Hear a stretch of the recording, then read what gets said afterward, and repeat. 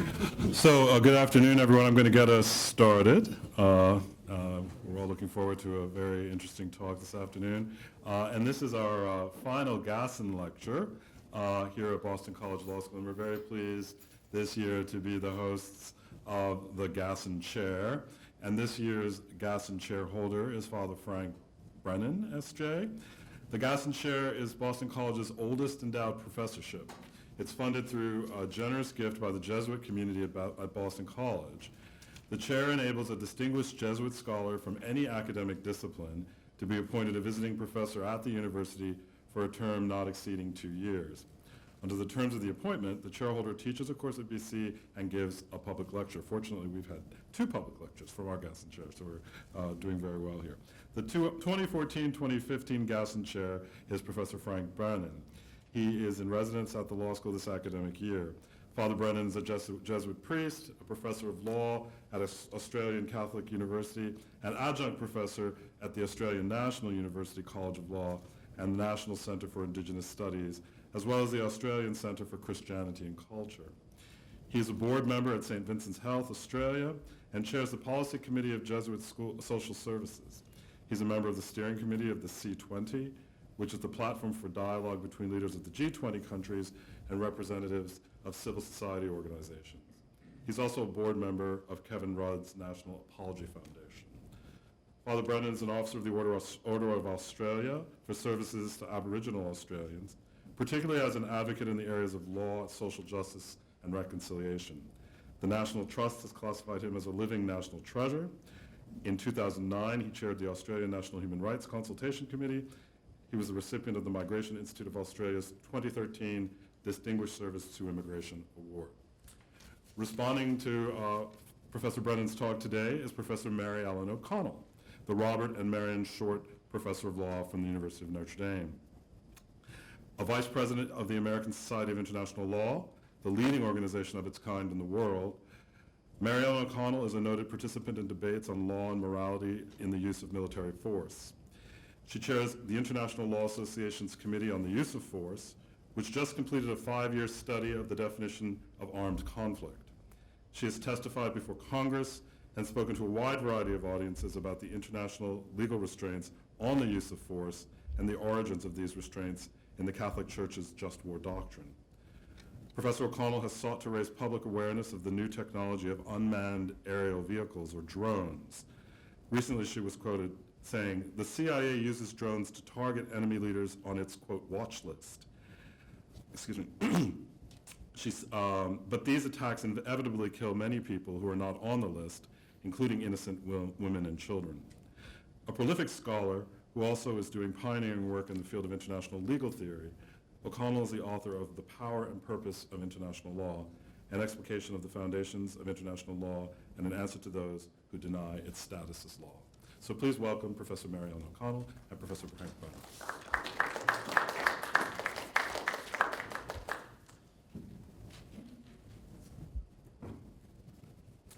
Thank you, Dean Rougeau. Professor O'Connell, ladies and gentlemen.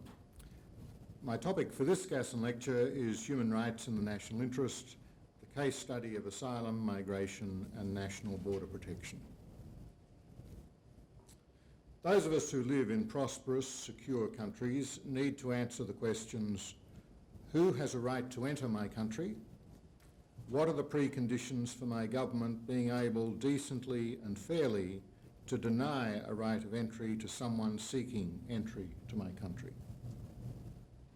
On my way here to Boston, I spent a week in August 2014 down on your Mexico border visiting the Kino Border Initiative at Nogales.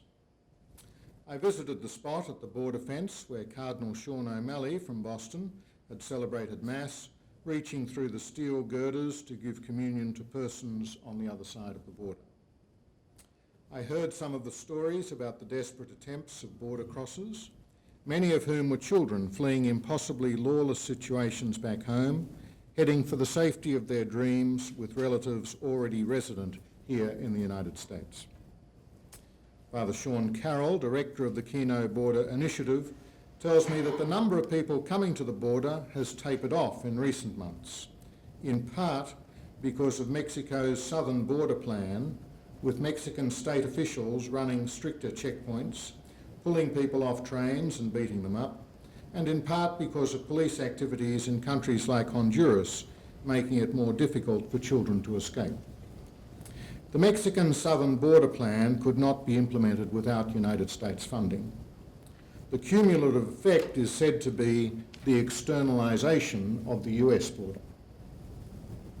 I am an Australian. Australia is a nation-state first founded on Aboriginal dispossession. It's now a very multicultural society. It's an island nation continent.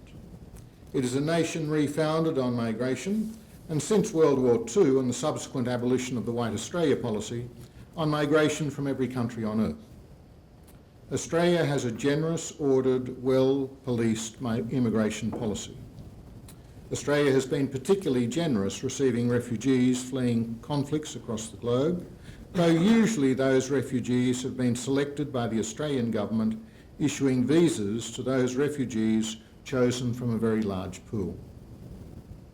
Other refugees have come to Australia on business or tourist visas, then claiming asylum on arrival in Australia. Some refugees have arrived by boat, uninvited and unscreened. Australian governments of both political persuasions, we call them Liberal and Labor, Liberal somewhat equivalent to your Republicans, Labor somewhat equivalent to your Democrats. Both sides of politics have expressed a strong preference for the maintenance of an orderly migration program, including the reception of an annual quota of refugees chosen from abroad, usually in consultation with the United Nations High Commissioner for Refugees. Ever since the first boatloads of Vietnamese asylum seekers arrived in Darwin in the north of Australia in 1976, Australian governments of both political persuasions have had a strong commitment to stopping the boats, while at the same time maintaining programs for the resettlement of proven refugees. The Australian public tends to reward political parties which can deliver on the election pledge to stop the boats. Last time I was here at Boston College 10 years ago, I worked on a second edition of my book entitled Tampering with Asylum. That book and my advocacy made a modest contribution, along with the efforts of many others, to convincing the newly elected Rudd Labor government to wind back the so-called Pacific Solution instituted by the Howard Liberal government in 2001, when boatloads of asylum seekers started arriving in Australian territorial waters from Indonesia. This time, these boat people did not originate from Southeast Asia. These asylum seekers came mainly from faraway Afghanistan, Iraq and Iran. They had not fled Indonesia fearing persecution there, but they had continued their global journey from there towards Australia, seeking protection, recognition as refugees and a new life. The measures instituted by the Howard government in 2001 contributed to the changed circumstances which did stop the boats. The reforms instituted by the Rudd government in 2008 contributed to the changed circumstances which resulted in the boats coming in numbers not previously experienced. Commentators like myself were proved wrong. In Tampering with Asylum, I had provided a checklist of legal and policy reforms, most of which were enacted by the Rudd government. I had written, "There is no reason to think that our onshore caseload will increase exponentially given the improved regional arrangements, the virtual offshore border, and the tighter controls within Australian territory." During 7 years of the Rudd and Gillard Labor governments, over 50,000 asylum seekers arrived by boats. To get a relative sense with the United States, these figures you would multiply by a factor of 15 to 20. There were at least 1,200 lives lost at sea. By the time the Rudd government was voted out of office, government intelligence sources were advising that the number could rise to 60,000 a year. For a country of nearly 24 million people, with an annual migration intake of 190,000 for skilled migrants and family reunion, with an additional 13,750 places available for humanitarian cases, this was a projected arrival rate which would skew the composition of the migration program very significantly, removing all prospect of offering places to offshore refugees or other persons in desperate humanitarian need. Most persons listening to this lecture are citizens of a nation state. It's the nation state primarily which has the duty to protect our human rights. The governments of many nation states have voluntarily ratified an increasing raft of international human rights instruments, which in part limit the untrammelled sovereignty of the nation state, providing a framework for enhanced protection of the human rights of all persons within the jurisdiction of the nation state. An international legal order which accords ongoing recognition to national sovereignty is sustainable only if there be an international legal regime ensuring the protection of the human rights of refugees, those whose rights are most flagrantly violated by the government of their own nation state, those who cannot expect any protection from their own government. At the very least, the quid pro quo for national sovereignty and the security of national borders is the international community's commitment to protect those who are refugees, those who have fled their home country fearing persecution and abuse of their human rights by their own government. Nation states are entitled to secure their borders, but they must not expel their own nationals nor deny their own nationals entry to their country. But what are the moral and legal considerations when it comes to those who are not nationals seeking admission, especially those seeking asylum? Does the asylum seeker have a right to enter? If not, what is the duty of the nation state to the asylum seeker presenting at the border? Joseph Kerenz, the Professor of Political Philosophy at the University of Toronto, has been a lifetime scholar of the ethics of immigration. In 2013, he published a book with that very title, The Ethics of Immigration. He concluded that the conventional view that states are morally entitled to exercise discretionary control over immigration is wrong. He argues that our deepest moral principles require a commitment to open borders, with modest qualifications, in a world where inequality between states is much reduced. He thinks that our inherited citizenship in rich states like the United States, his home country Canada, and my home country Australia, functions as a form of illegitimate privilege.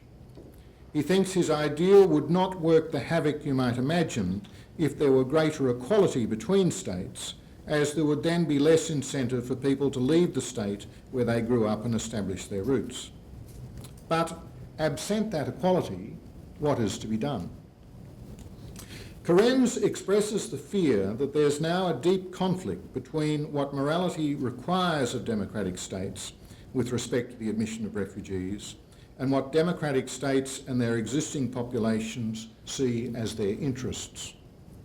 He concedes that the principle of non-refoulement might create disproportionate burdens for rich democratic states, all of which design systems for excluding unwelcome applicants. But he rightly insists that this is only a potential problem, not a real one. He notes that refugees might reasonably say to themselves that if they have to start life over somewhere new, it would be better to do so in a place with more long-term opportunities for themselves and especially for their children. Many refugees would not have the resources to act upon this sort of calculation, he says, but the principle of non-refoulement creates incentives for refugees to seek asylum in a rich democratic state rather than somewhere else. If rich democratic states were to have an open border policy, no doubt this would become a problem. There is no prospect of any politician who advocates an open border policy being elected in any of these countries. There is no prospect of the Congress or Parliament in any of these countries legislating for open borders. Given that the rich democratic states will provide only a limited number of spaces for refugees outside their jurisdiction, and given that the limited number of spaces will only ever be a minuscule percentage of those who are bona fide refugees in our troubled world, How should those lucky persons in the lottery of resettlement in a rich democratic country be chosen? Karen speaks of the moral wrong involved in the use of techniques of exclusion to keep the numbers within bounds, describing visa controls, carrier sanctions, and the other techniques of exclusion as indiscriminate mechanisms. His main suggestion for such democratic countries avoiding the need for the use of these morally questionable techniques is to break the link between claim and place, noting people have incentives to seek asylum in places where they will be better off economically than they were at home, regardless of the strength of their refugee claims. If there were no connection between the place where one requests asylum and the place where one receives protection, however, these incentives would disappear. Of late, Australian governments have experimented with this approach, denying asylum seekers arriving by boat any prospect of resettlement in Australia, but offering them, on proof of refugee status, resettlement in less desirable countries like Nauru, Papua New Guinea, and now even Cambodia. Most community leaders and advocates, myself included, regard these experiments as costly, inhumane failures. On the last World Refugee Day, UNHCR reported that the number of refugees, asylum seekers and internally displaced people worldwide has for the first time in the post-World War II era exceeded 50 million people. 51.2 million people were forcibly displaced at the end of 2013, an increase of more than 6 million on the previous year. In 2014, 866,000 persons applied for asylum in those 44 industrialised countries which provide UNHCR with statistics. That was a 45% increase on the previous year. It was the second highest number of annual applications on record. Here in the United States, you received 121,000 asylum claims, an increase of 44% on the previous year. What is to be done when asylum seekers come knocking on our doors in such numbers? Is there a right of entry? If not, what is our obligation to the asylum seeker presenting to officials of our governments, whether at our embassies, on the high seas, within our territorial waters, or on our shores? Are we entitled to stipulate a gradation of obligation depending on where an asylum seeker presents? Are we entitled to set up an antechamber with an offshore entry door at some considerable distance from our border? I'm honoured to be accompanied today by Professor Mary Ellen O'Connell, who will respond to this lecture. I heard her speak at the Society of Christian Ethics Conference in Chicago in January. Here is an international lawyer, passionate about her field of study, principled and unafraid of those who pragmatically urge a yielding to prevailing political realities. Though she does not spend her major time focused on issues relating to border protection and the rights of asylum seekers, I have every confidence that her critical eye will help bring us back to principled responses to this vexed issue. She may help to correct some of my pessimism about the effectiveness of international law in influencing the laws and policies of rich democratic countries like the United States and Australia. In her book, The Power and Purposes of International Law, Mary Ellen writes, "International law has deficits, yet it persists as the single, generally accepted means to solve the world's problems. It's not religion or ideology that the world has in common, but international law. Though through international law, diverse cultures can reach consensus about the moral norms that we commonly live by. As a result," she says, "international law is uniquely situated to mitigate problems such as human rights abuse." So, how can international law help us mitigate the problem of human rights abuse when nation states like Australia and the United States are considering how to deal with asylum seekers, whether beyond our borders or when presenting at our borders? Mine, I hope, is a principled and pragmatic approach. I invite you to imagine the scene on Saturday, the 20th of July, 2013. I had spent the week in Myanmar out of reach from Commonwealth officials from Australia. On the previous afternoon, the Australian Prime Minister, Kevin Rudd, announced his Papua New Guinea solution to the increased flow of boat people heading to Australia seeking asylum. He declared that all boat people headed for Australia would be moved to Papua New Guinea for processing and ultimate resettlement, with the guarantee that they would never reach Australia. Landing in Sydney, my first telephone conversation was with a gentleman with the wonderful name Paris Aristotle. He is a refugee advocate who's been an advisor to Australian governments of all political persuasions. Knowing that I was a friend of Rudd, Paris said to me, "Frank, you are never to leave the country again without permission." I then spent a few hours writing a critical assessment of the government proposal, publishing it immediately on the internet. I then boarded another plane and flew to Brisbane for a social event at the Prime Minister's home. Being ushered into the Prime Ministerial study, I was able to say that I'd already published my view on the new policy. Rudd and I, being friends, agreed that we had our distinctive tasks and duties to perform. Ever since, I've continued asking what are the ethical and legal preconditions for Australia being able to turn back the boats.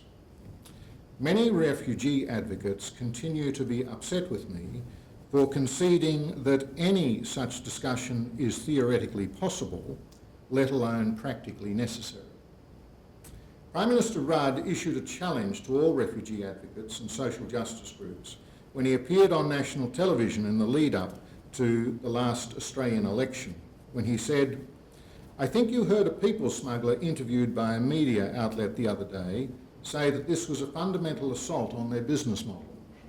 Well, that's a pretty gruesome way for him to put that, but the bottom line is this: I challenge anyone else looking at this policy challenge for Australia to deliver a credible alternative policy. The challenge that I put out to anyone who asks that we should consider a different approach is this: what would you do to stop thousands of people, including children, drowning offshore, other than undertake a policy direction like this?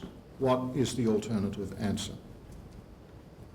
There's much confusion about the ethical and legal considerations which apply when asylum seekers present at the borders of rich democratic countries. For example, in what, if any, circumstances does or ought an asylum seeker have the right to enter a country not her own in order to seek protection?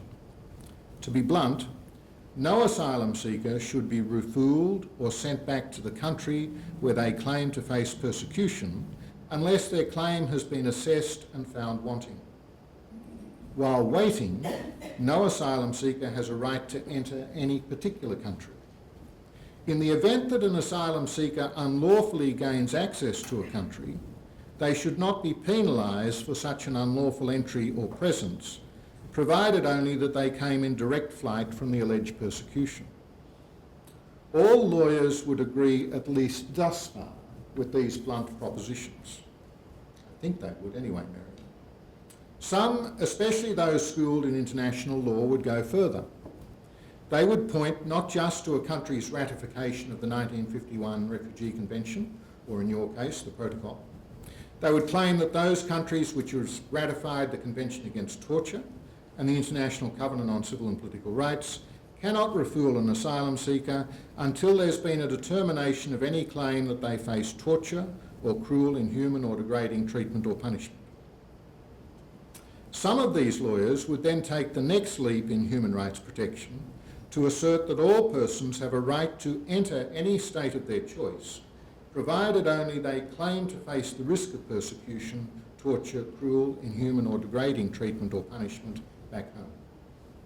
They translate the right not to be refooled into a right of entry to any state unless and until the state determines that there's no real risk of any of these adverse outcomes either back home or in a transit country.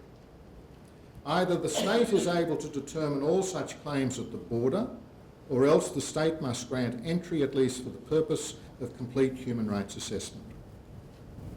The right to seek and enjoy asylum in the international instruments must be understood as purely permissive. As noted by a Justice of the Australian High Court, Justice Gummow, the right to seek asylum in the United Declaration of Human Rights was not accompanied by any assurance that the quest would be successful.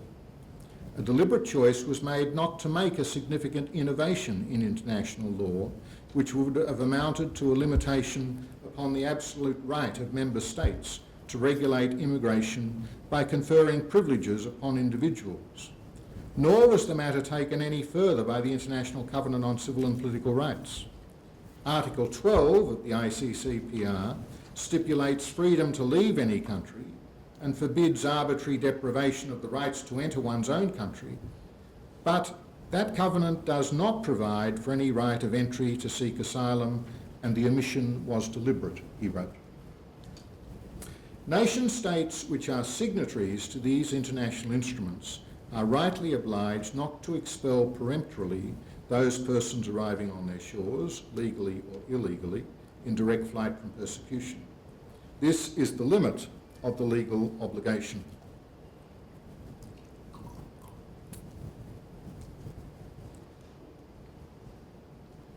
"33 years ago, US President Ronald Reagan, frustrated by the flow of asylum seekers across the sea from Haiti, signed an executive order on the interdiction of illegal aliens. Reagan characterised the continuing illegal migration by sea of large numbers of undocumented aliens into the southeastern United States as a serious national problem detrimental to the interests of the United States. The Oxford Don and Guru of international jurisprudence on refugee issues, Professor Guy Goodwin Gill, has opined that this executive order became the model, perhaps, for all that has followed. And I think he may well be right.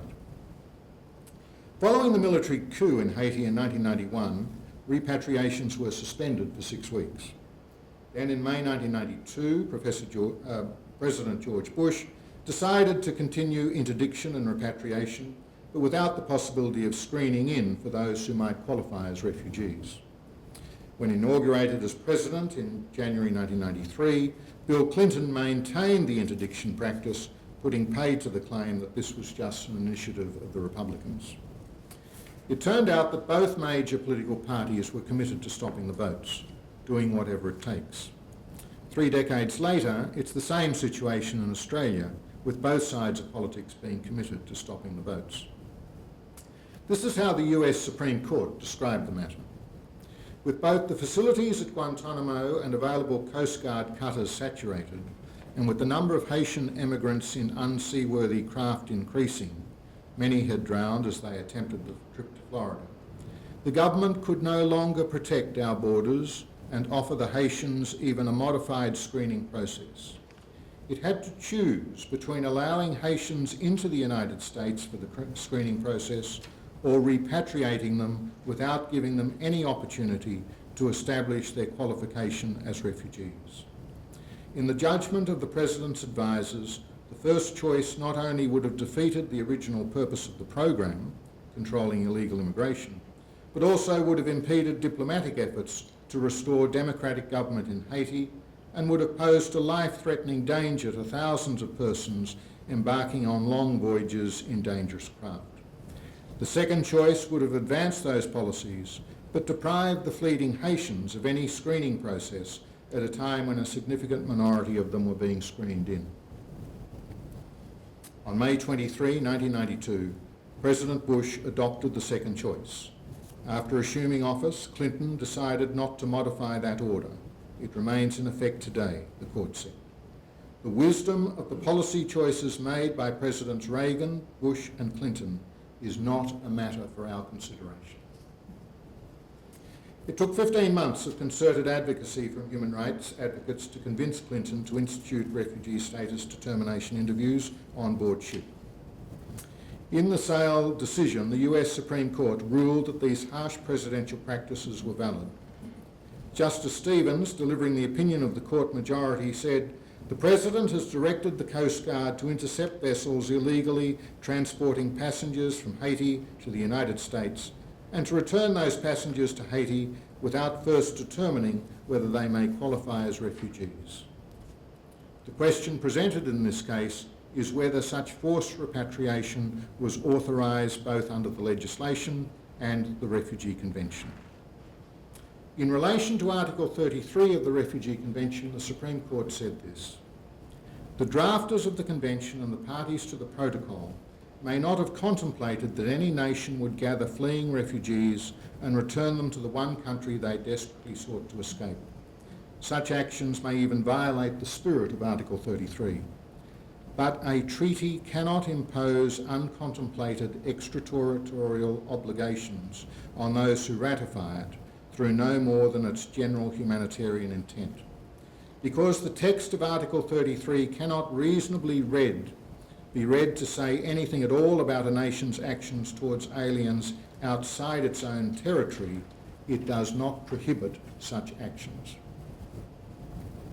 In an uncharacteristic mode for the usually isolationist US judges, if I may say so, with respect as a visitor, the Supreme Court in footnotes quoted many international law scholars, including Guy Goodwin Gill, in support of this proposition. Goodwin Gill had written, "A categorical refusal of disembarkation cannot be equated with breach of the principle of non-refoulement, even though it may result in serious consequences for asylum seekers." They also quoted the very respected Graal Madsen, who had worked as an in-house lawyer for UNHCR for many years. He had written, "Non-refoulement may only be invoked in respect of persons who are already present, lawfully or unlawfully, in the territory of a contracting state. Article 33 only prohibits the expulsion or return of refugees to territories where they are likely to suffer persecution. It does not obligate the contracting state to admit any person who has not already set foot on their respective territories." Goodwin Gill has often pointed out that the Refugee Convention has a number of distinct features. As an international text, it must be interpreted in accordance with the general principles of international law. It is a living instrument to be interpreted in light of present-day conditions, and it's marked by the absence of an inbuilt monitoring system. This helps explain why refugee advocates often speak of government policies being contrary to the spirit, if not the letter, of the Refugee Convention. The spirit is often enlivened by creative dialogue between UNHCR and the Academy. In recent writings, Goodwin Gill has been more critical of those who bluntly espouse that an asylum seeker has no right of entry to a state of his or her choice when in flight from persecution. In his remarks to the 2012 American Society of International Law Conference, entitled International Norm Making on Forced Displacement, Challenges and Complexity, he said, "Although some 148 states are now party to the Convention or the Protocol, there's no single body with the competence to pronounce with authority on the meaning of the words, let alone their application in widely and wildly differentiated, evolving fact situations. In the first instance, it's therefore for each state party to implement its international obligations in good faith and in practice and through its courts and tribunals to determine the meaning and scope of those obligations." Following upon the Australian controversy about whether boat people had a right to enter Australia seeking protection, Goodwin Gill published a spirited editorial in the International Journal of Refugee Law, saying, "History then and now reminds us of the range of legal and practical matters which were left open and which have since had to be resolved consistently with the general principles of the Declaration at large. It does not follow, either logically or as a matter of fact," he said, "that because states declined to declare a right to be granted asylum in 1948, the individual in flight and at risk of persecution or other relevant harm necessarily has no right to enter state or territory at any time. The issue is often one of framing, for everything depends on context, and the question for international lawyers is when and in the light of what obligations might circumstances requiring entry prevail."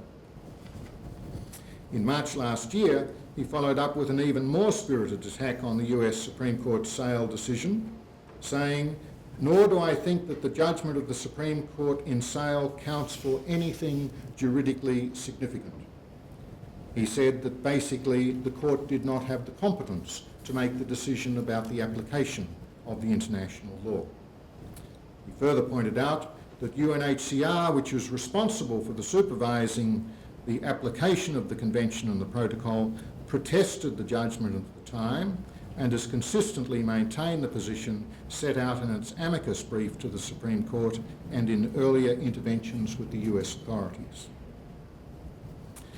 Be all that as it may, Goodwin Gill nonetheless concedes in his most recent writing the 1951 Convention does not deal with the question of admission, and neither does it oblige a state of refuge to accord asylum as such. Goodwin Gill's co-author of the classic Oxford publication on refugee law, Professor Jane McAdam, when explaining the extraterritorial effect of international obligations and the need for Australian personnel on the high seas to be attentive to the protection needs of asylum seekers before refusing them access to Australian territory, has claimed only the United States has said that the Refugee Convention does not have extraterritorial application. I am at Edom with Goodwin Gill when he makes the following two observations. A state which intercepts a boat carrying refugees on the high seas and which returns them directly to their country of origin violates the principle. Equally, an intercepting state which disembarks refugees and asylum seekers in a country which it knows or reasonably expects will refool them or otherwise violate their fundamental human rights becomes party to that act. I respectfully part company with his bold generalised assertion that non-refoulement is precisely the sort of obligation which is engaged by extraterritorial action. That is not my understanding of the jurisprudence of the US Supreme Court, nor is it my understanding of the jurisprudence of the UK House of Lords, nor of the High Court of Australia. The House of Lords specifically rejected these arguments in relation to non-refoulement and extraterritoriality in its 2005 decision relating to Roma refugees. And it should be noted that Professor Goodwin Gill was counsel for UNHCR in those proceedings. The highly respected international lawyers such as Goodwin Gill and McAdam seem to be answering the question whether or not you could decently, fairly and legally ever turn back boats with the answer, no, it could never be legal. If that be so, it's not an option, and we in Australia will be left with non-transparent returns, which are going on at the moment, which will suit both the Australian and Indonesian governments, and will be left with punitive deterrent measures post-entry to Australia and in places like Nauru and Papua New Guinea. My quandary has been this. Indonesia is a signatory to the International Covenant on Civil and Political Rights and the Convention Against Torture. It makes regular reports to the requisite UN bodies. In 2008, the Committee Against Torture wanted assurances in Indonesian domestic law that refoulement would never be able to occur. But there was no evidence in the report about any particular case or alleged violation. In August 2013, the Human Rights Committee published its concluding observations on Indonesia. This quite detailed report made no mention of any concerns relating to refoulement, either under the ICCPR or the Convention Against Torture. The question arises, given that Indonesia is a signatory to the Torture Convention and to the ICCPR, given that Indonesia complies with the reporting provisions of both international instruments, and given that there are no confirmed reports of Indonesia wrongly refouling persons returned from Australia, and given that Indonesia is not and is not likely to be a signatory to the Refugee Convention, could the conditions ever be fulfilled which would warrant Australia returning asylum seekers to Indonesia, provided only that Australia is satisfied that the asylum seekers are not in direct flight from persecution in Indonesia, and provided Australia is satisfied that the returnees will not face the real risk of torture, cruel or degrading treatment in Indonesia. It seems to me it's the height of legal formalism to posit that one could never entertain the notion of setting preconditions for such returns, only because Indonesia is not a signatory to an additional international instrument, namely the Refugee Convention. It's one thing to have credible evidence of wrongful refoulement from Indonesia prior to determination of claims. It's another to rule out ab initio the possibility of safe returns to Indonesia. If you do the latter, how could you ever even be satisfied that Indonesia's accession to the Refugee Convention would ever justify returns? It would be exactly the same situation now as with the other two international instruments. The reductio ad absurdum of Goodwin Gill's position is that Australia could never return anyone to Indonesia, regardless of what instruments it had signed and regardless of what international reporting it had undertaken. Many of the Australian debates now come down to the advocates alleging that Australian policy is contrary to the spirit of the Convention, with government responding that its policy is consistent with the letter of the Convention. Compliance with the letter does not make a policy right or decent. There's often a need for more robust moral argument and also more finely honed constitutional and statutory construction arguments to counter what is being proposed. The situation we now confront is that the United Kingdom House of Lords has said basically that the US decision in Sale was correct, and arguments which have been put to the High Court of Australia saying that Sale was incorrectly decided have won no support or sympathy whatever.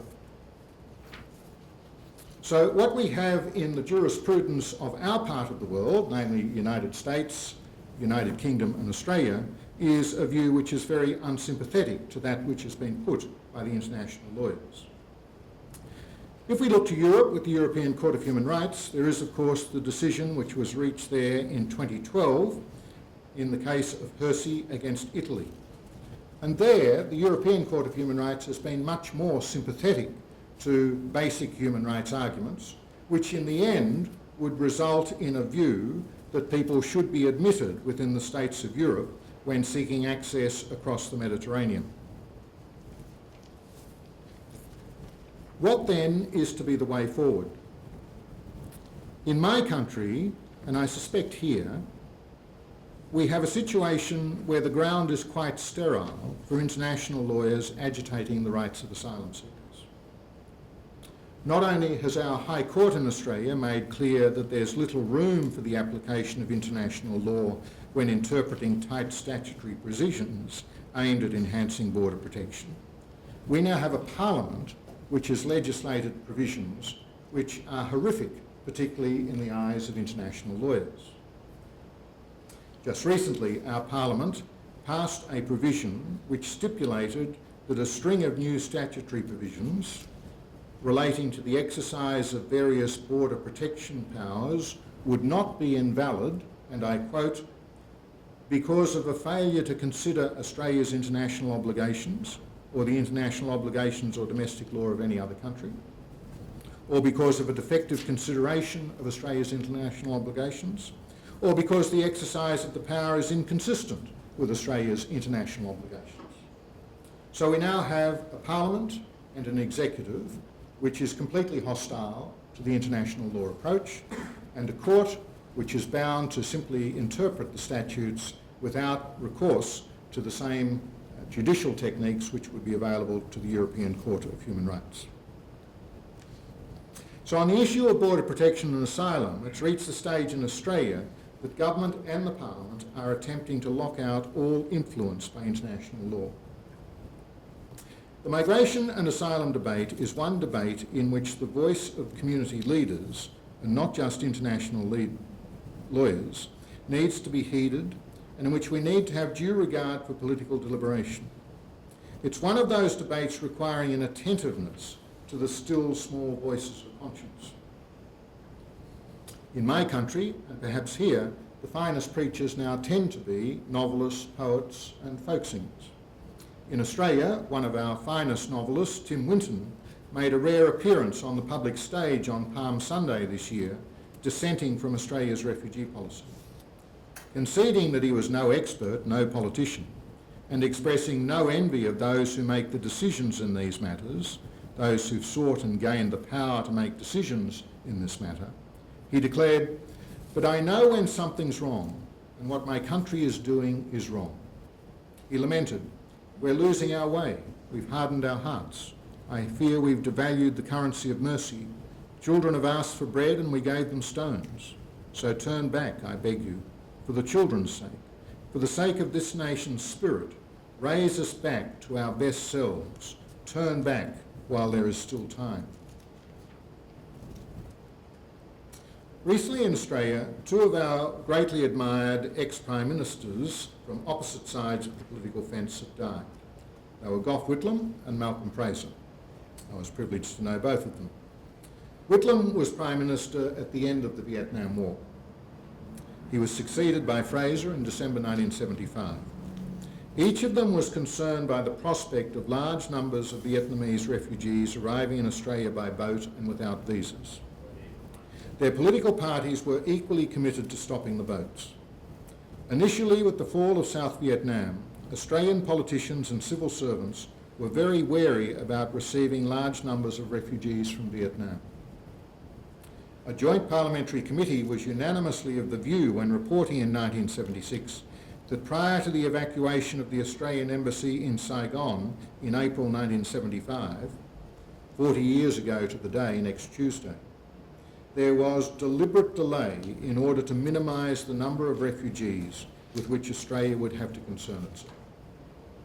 Politicians from both sides of the aisle stated, as unpalatable as it may be, we are forced to conclude that the Whitlam government acted reluctantly and as expressed by one witness in order to placate an increasingly suspicious Australian public.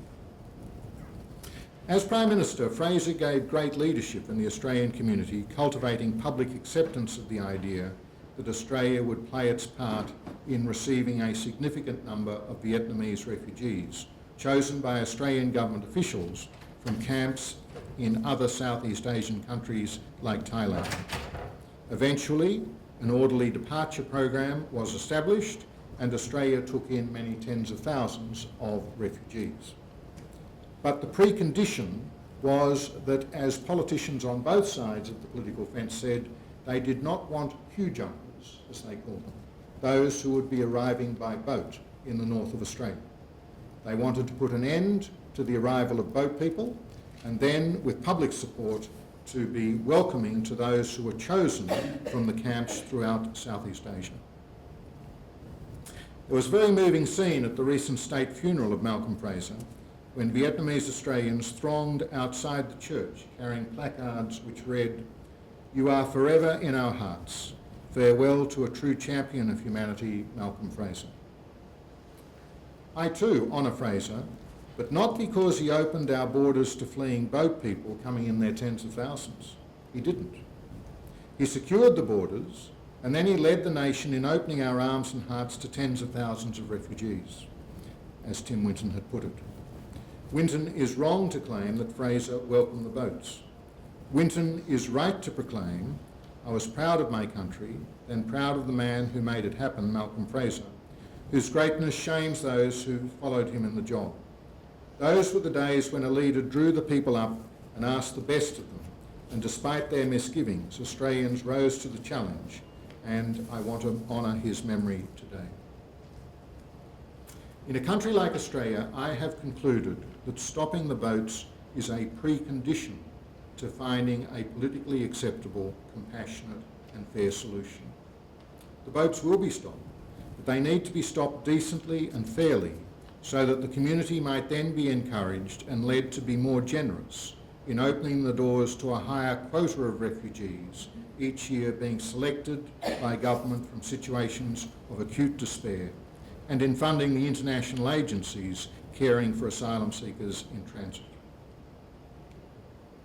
Mary Ellen O'Connell concludes her book with the observation, "International law needs improvement, not demolition, because it remains the single generally accepted means to solve the world's problems." Through international law, diverse cultures can reach consensus about the moral norms that we should commonly live by. People everywhere believe in law, believe in this alternative to force, as they believe in higher things. They want the power of law to be used to achieve the community's most important goals. International law reflects that the international community's shared goals are peace, respect for human rights, prosperity, and the protection of the natural environment. International law, statesmanship, moral leadership by civil society, including the churches, can all contribute to a developing consensus about the moral norms that we should commonly live by, securing our national borders while being responsive to our obligations to those less fortunate than ourselves, because they find themselves on the wrong side of our borders, plagued by persecution. I suggest this can best be done by ensuring that countries like Australia comply with the new regulation which has been enacted by the European Union, providing no person shall, in contravention of the principle of non-refoulement, be disembarked in, forced to enter, conducted, or otherwise handed over to the authorities of a country where there is a serious risk that he or she would be subjected to the death penalty, torture, persecution, or other inhuman or degrading treatment or punishment, or where their life or freedom would be threatened on account of their race, religion, nationality, sexual orientation, membership of a particular social group or political opinion, or from which there is a serious risk of refoulement. International law has its place in helping to change the policy settings of government and to redirect the public debate. No doubt the European Court's Hersey decision has facilitated that, but so too has been the prophetic remarks by Pope Francis when he went to Lampedusa. It's only to be hoped that the spirit of the Mare Nostrum operation, which has now been terminated by the Italian government, might be replicated by the Frontex Operation Triton. When considering the mission of international lawyers trying to humanise these externalised borders, I call to mind Marty Koskanimi's prescient remarks. International law increasingly appears as that which resists being reduced to a technique of governance. When international lawyers are interviewed on all manner of things from the Iraq War to disease in Africa, they are not expected to engage in hair-splitting technical analyses. Instead, they're called upon to soothe anxious souls, to give voice to frustration and outrage. Moral pathos and religion frequently fail as vocabularies of engagement, providers of empty signifiers for expressing commitment and solidarity. Foreign policy may connote party rule. This is why international law may often appear as the only available surface over which managerial governance may be challenged, the sole vocabulary within a horizon of transcendence, even if, or perhaps precisely because, that horizon is not easily translated into another institutional project. I often think of international law as a kind of secular faith, he writes. None of us would want more realistic and more decent options in these most toxic of times to be forfeited simply because there is a new emerging fundamentalism being preached by the most respected high priests of international law. It's time to concede that none of us has a right to enter another country and that all of us have the obligation not to return anyone presenting at our border to a situation of persecution, torture, or cruel punishment. Though I doubt the possibility of the EU negotiating appropriate returns of asylum seekers to Libya in the foreseeable future, I continue to entertain the hope that Australia can negotiate appropriate returns to transit countries such as Indonesia for Iraqis, Afghans and Iranians, and India for Tamils, so that Australia might then decently extend the hand of welcome to more of the world's 51 million displaced persons. For the moment, my country is failing to strike the right balance between human rights and the national interest. It's stopping the boats indecently, violating the human dignity of those being held in unsatisfactory conditions in Papua New Guinea and on Nauru, and failing to ensure appropriate safeguards are in place for return of asylum seekers to Indonesia. For as long as international lawyers claim there is no possibility of a legally negotiated regional agreement for safe returns, because they argue that asylum seekers have a right of entry to Australia to seek asylum, the Australian Government, the Australian Parliament and the Australian courts will maintain with impunity, but with the occasional expression of outrage from international lawyers, a regime of returns insufficiently scrutinised for human rights compliance. I return to Australia accepting that the boats will continue to be stopped, no matter which political party is in power, but that they should be stopped decently and in compliance with the legal regime enunciated by the European Union, which has to deal with a far more pressing issue, but subject to the more searching supervision of the European Court of Human Rights and of the European Parliament, which has greater sensitivity to the human rights of asylum seekers than do their more pragmatic Australian colleagues. I agree with novelist Tim Winton that there's a need for countries like Australia to turn back, to raise us back up to our best selves. That can best be done by securing our borders and increasing our commitment to orderly resettlement of more refugees, rather than by opening the borders, undermining the community's commitment to further assisting more of those 51 million people who will be suffering displacement tonight, most of them having no prospect of employing a people smuggler to get them to the border of a rich democratic country. Thank you.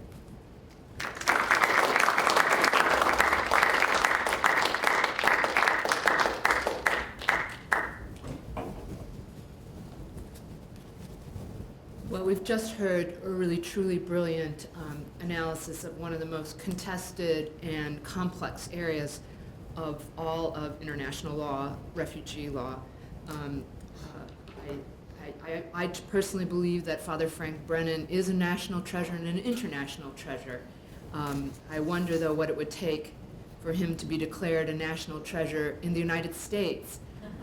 We don't tend to honor people who have that level of knowledge of international law with that kind of an accolade. So it's truly a privilege for me to get to comment on his talk with us today. And I have to start by saying I actually violated one of my own personal rules in agreeing to do this. I tried to, because I care very much about one of the, I think, embedded themes of Frank's talk, that there needs to be expertise and there needs to be true, careful assessment by people who really know the law before they pronounce and just say, in effect, they believe the law is what really their policy is. And I am not an expert on international refugee law. But I did have a chance to work with Jim Hathaway not too many years ago, who is Canadian and considered also a leading figure. And he had asked me and made the case to me, because I said the same thing to him then, Jim, I'm no expert on refugee law. He's now at the University of Michigan. And he said, but one of the things refugee law really needs is more general international law expertise. So please come and listen to these issues that we're dealing with and reflect from a generalist point of view what we're missing in general international law. And I took it in that spirit to read Frank's earlier draft and to listen to him again today. And I'm going to present from that generalist position what I hope will be some helpful comments as he continues to think about his very important work in this area. So I've got 4 points really on his talk to make. On the first point, I'm going to agree completely. On the second point, I'm going to question the heart of his actual legal conclusion. On the third point, I'm going to again agree with him. And on the fourth point, I hope I'm going to add something new.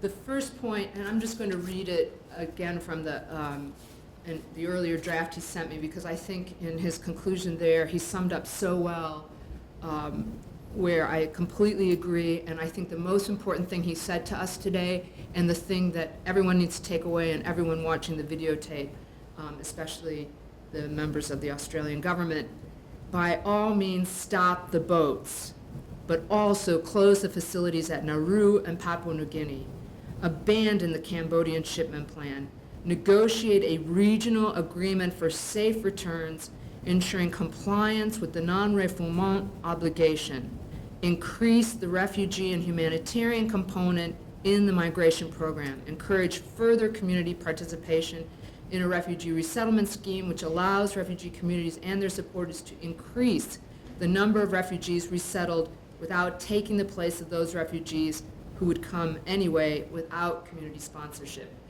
I think that's completely consistent with the law, very good policy, and highly moral. So I want to support that. Is that,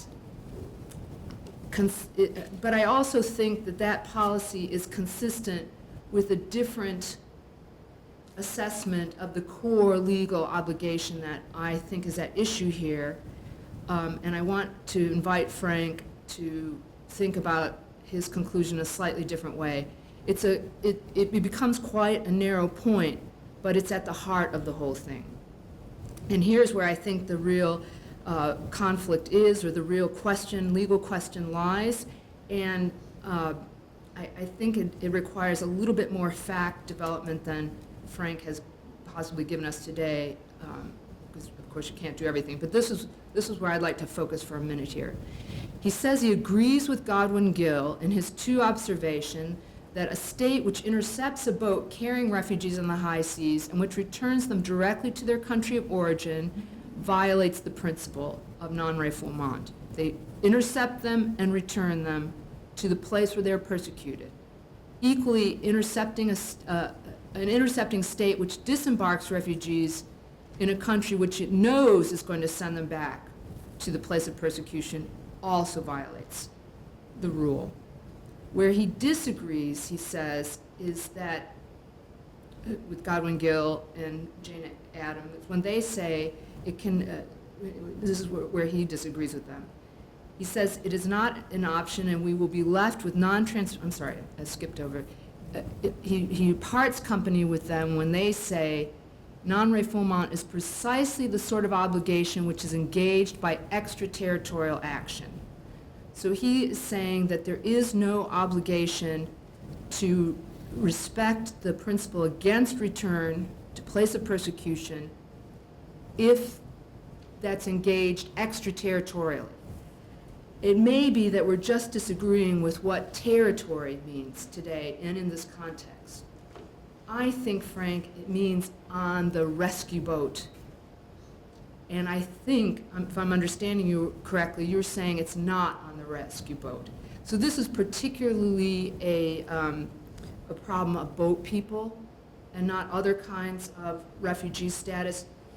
How should we characterize that rescue boat for the leaky ships, whether from Haiti or from Indonesia? Under today's jurisprudence, the most recent cases, which are coming from the European Court of Human Rights, about what is, in the words of Jim Hathaway, the effective jurisdiction of a state, I think it would be the boat. We don't count that as extraterritorial in the sense that you're thinking of it, where there's no obligations. That is part of the effective jurisdiction. We think of that as where the obligations in general of international law extend to, and I think that we have to characterize the Refugee Convention as saying it applies on the boat. In Australia's burden in that sense, and I want to question whether we should be calling this such, putting this kind of weight, I don't know if I call it a burden, but anyway, that's the way the politicians think of it. The burden on Australia is actually less than the burden on the United States in the Haiti case, because so many of the refugees trying to get to Australia via Indonesia have come from, as you say in the paper, Afghanistan, Iraq, I assume Syria now. So they're going to Indonesia first. That's their first place of entry, not Australia. And under the treaty, I agree with you that Australia has no obligation to bring them onto the actual land territory of Australia in those circumstances. But it does have an obligation to at least do the minimal procedural review to understand that those people are indeed, they didn't come directly by small boat from Syria through the Suez Canal to, unlikely, but that at least preliminary observation has to be made, or process has to be made in Australia's case. And then, if it's determined that they are place of first entry, then a bigger process as to whether they meet the rather stringent requirements of the Refugee Convention about who gets to stay. And then if they don't meet those obligations, then Australia, and it's not required by the treaty, but it's certainly a point of humane law to return them under agreement, either to Indonesia if they came from there, or directly back to the place where they have fled, but did not flee in a way that they qualify for refugee status. In the case of the United States, this suggests that, so one of the reasons why I think we don't talk about this rescue ship as being a place under the effective jurisdiction and therefore the extension of the obligation of non-refoulement reaching the ship. I think this is you just don't see this discussed very much in the literature, because nobody wants to associate any kind of sense of obligation to the rescue ship for fear that they'll stop rescuing. Is that the basis on which we can honestly, is that the right way to approach law? Because we're so worried about, there are other obligations on states, rescue of the safety of life at sea conventions that require people, ships in the area and so forth, to lend assistance. And if we're going to say, because of the refugee problem, the refugee burden, we're going to not discuss what the true obligations are in order to somehow sneak through the continuing right to, I mean, we're in worse shape than I thought. So the other thing Frank and I really agree on is the status of international law today and how it's disregarded. And I think part of it is because we're trying so hard, all of us in this field, in governments, in the academy, at NGOs, to try to get certain policies through by manipulative and not really quite honest interpretations of the law. We're trying to entice governments to do the right thing by not telling them what the law really requires. So for fear that they're not going to rescue people in little boats because they might have to give them a modicum of process and put some kind of burden on them, no, let's tell them what the law requires. Let's move away from what began in the 60s as activist judging, activist lawyering, and trying to do through legal interpretation, especially in international law, especially in international human rights law, what should come through treaty-making process, through governments and legislative process. I think we have to become much more conservative international lawyers, paying much greater attention to what the sources of international law and the Vienna Convention on the Law of Treaties and its proper approach to interpretation, and stop trying to get all kinds of desiderata from greater respect for human rights through responsibility to protect use of military force, or greater sense of rescuing refugees by not saying there's any obligations, by calling every human right a jus cogens norm in order to get it into some kind of judicial process or force countries into changing their law. This has really gotten to the point of exaggeration where the law is being undermined. Your point about even the Australian Parliament wanting to lock out the influence of international law. I mean, this is a dire consequence. We've come to expect that kind of behavior from the U.S. No one's even surprised when the Congress says we're not going to obey our international agreement with Iran. This is no surprise, but when it's Australia, we really need to be concerned. So I invite us back to thinking about the law in a much less creative and activist way in order to rebuild it for what it's meant to do and what it can do.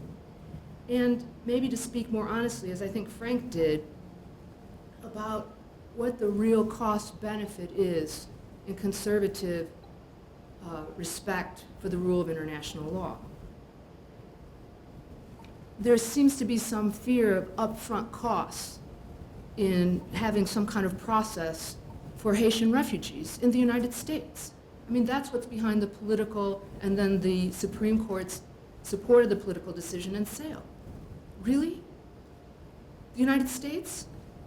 The United States, for the next 5 years, every year, will be giving Israel $3.5 billion for its defense budget.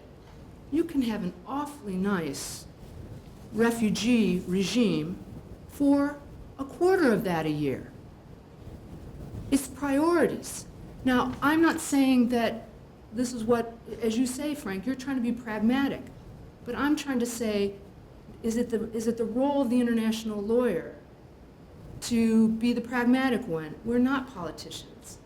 I think we can say, you know, we can try to change constructions of what's a burden and what's not a burden in thinking in these kind of comparative ways. Just pointing out what the United States spent when it invaded Iraq. We're going to be upwards of $2 trillion, according to the Harvard economists. That was a priority. Refugees are not. So we need to change the thinking about where, especially along our moral commitment lines, the priority is. But in reality, if we support international law, we're going to be saving money. Because and this is my fourth and last point, the one thing I missed in your paper, because you were focused on this immediate crisis, Frank, and I so applaud you for that, because we so often throw up our hands, there's nothing that can be done immediately about the crisis. We always want to go to causes and long-term solutions. So I applaud that, but I do want to throw out for everyone what the long-term solutions to the refugee crisis are.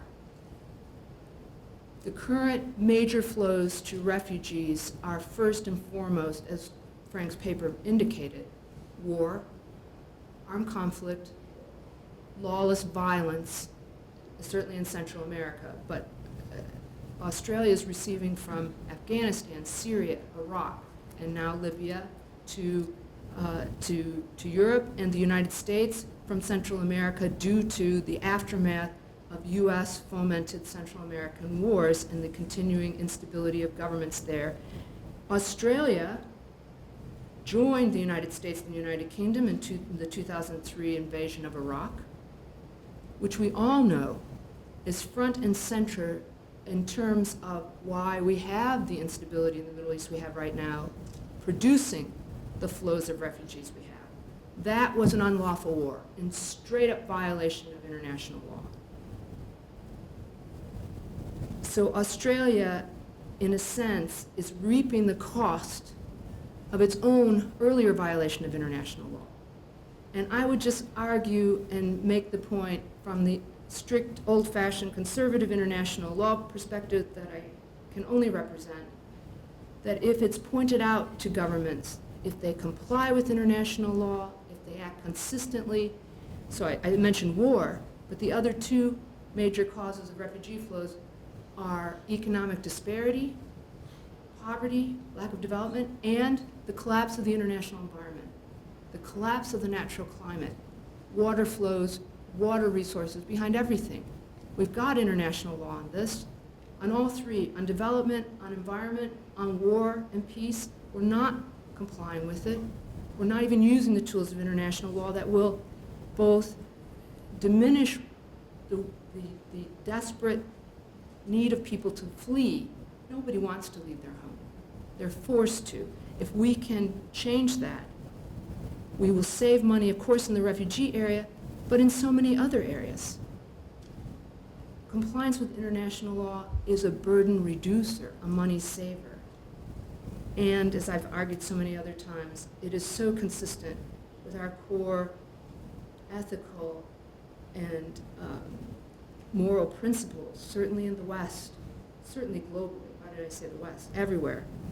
And I think it is in promoting strict compliance with international law that we'll get back to where the novelist Wilton wants us to get, where we all should want to get, raising ourselves back to our best selves.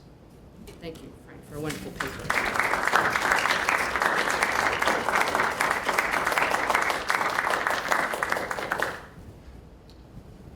So, some time for questions. We're a small group, so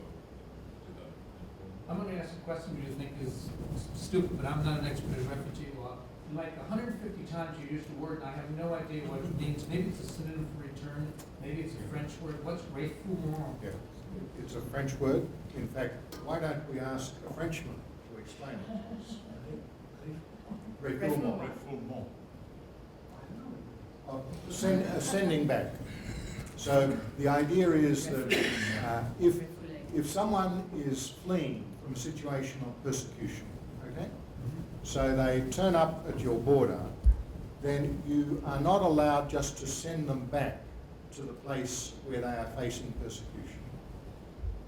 Now, where it becomes a difficult discussion is like some of the cases I was speaking about in my presentation. You have people who have fled from trouble spots of the world, like Iraq and Afghanistan. They catch a plane to Malaysia, then they catch another plane to Indonesia, and then they employ someone in Indonesia to put them on a boat to bring them towards Australia. Now, clearly, you cannot send them back to Iraq or Afghanistan, where they are fleeing persecution. The question is, are there any conditions under which it would be permissible to send them back to Indonesia? And so the question about refoulement is, do we have the conditions in place that, yes, I'm entitled to send you back to Indonesia because I know that Indonesia will not send you back to Iraq or Afghanistan where you have been facing persecution. So that's the idea, non-refoulement, not sending back to the situation of persecution and not sending back to a place from where you might risk being sent back to a place of persecution. So if you send them back to Indonesia, that would be okay if they wouldn't be persecuted there? Well, that's the question. What I'm trying to wrestle with, I'm saying, is it a legitimate question to be asking, could we design a system whereby we could decently and fairly say, yes, we can send these people back to Indonesia because we know that they will have their cases processed there, that they will have a modicum of protection, and that they will not be refooled or sent back to the place from which they face persecution. And I would say that that's an extra that you're adding, which I fully support. But in point of fact, because Indonesia, as you say, currently is not torturing people and doesn't have a record of sending people back to where they will be persecuted, it would currently be a conservative and acceptable interpretation of the treaty for Australia to send people back to Indonesia if that's where they came from. I support doing more than that, finding this agreement, ensuring and having some kind of monitoring, probably from the UN High Commissioner for Refugees, why not?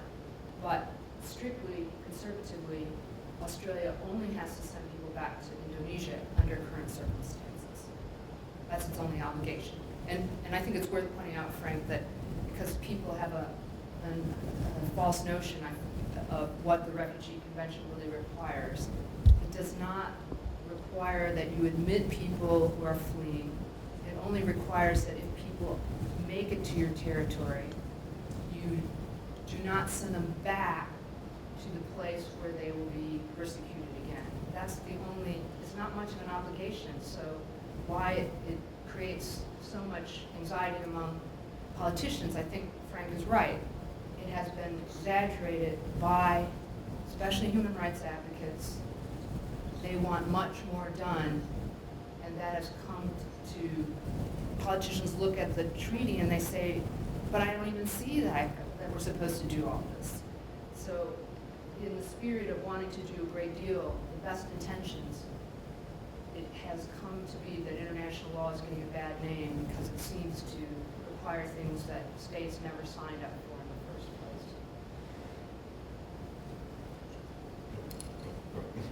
Could I have a more or less rough idea of what the inflow of people on these boats looks like in Australia, coming from Afghanistan via Indonesia and so forth. What I'm not able to envision is the alternative that you're proposing, namely to stop the boats, but to make it possible for refugees who are legitimate refugees coming from genuine persecution and so forth to come into Australia or to obtain asylum in Australia, what that would look like. Well, Where would these people come from, and how would they be different from the people who are now arriving on the boats from Indonesia? So I'm just trying to get a sense Sure. of concretely what the implications of your proposal would look like. The three most generous countries who take UNHCR recognised refugees from refugee camps in the most troubled spots on earth, including places in Africa, are United States, Canada and Australia. And so what Australian officials do is they travel to these remote camps and they have persons who are recommended by UNHCR, and they then make an assessment whether this is a suitable person for being brought to Australia as a refugee. Now, within the humanitarian component, there are a number of refugee cases, and there are a number of what are called special humanitarian cases. For example, Australia has had a good tradition over the years of providing places for women at risk. They're not necessarily refugees, but they are women at acute risk of violence in their social situations. And so each year, a quota is set up within the migration program for business visas, tourist visas, etc., family reunion, and then the number of humanitarian cases. Now, in recent years, what's happened is that for every person onshore in Australia who gets a determination that they are a refugee, generally that means one less place available for the offshore program. And so what it looks like is that you have, of course, the people who come by plane, normally with a tourist visa or a business visa, but then they get here and say, oh, and by the way, I'm a refugee. Now, if they're recognised as a refugee, they will get a permanent protection visa. And they will take one place of the quota which otherwise would have gone for someone who'd be chosen from a remote camp. For example, in a lot of our rural centres in Australia now, we have quite a significant Somali population. Now, these are not Somalis who turn up by boat. They're not Somalis who turn up by plane. They are Somalis who are chosen by Australian officials visiting those camps and making a determination. And so this then becomes the question, how do we set up something which is equitable in terms of there are those who are able to access, as it said, a people smuggler, and there are those who are not. As some senior civil servants put it to me some years ago, behind closed doors, they said when the numbers were starting to spike, the boat people arriving, saying, who's to hold the franchise over entry to Australia for which of the 30 or 50 million refugees in need in the world? Is the franchise to be held by the government, or is it to be held by the people smugglers operating in Java?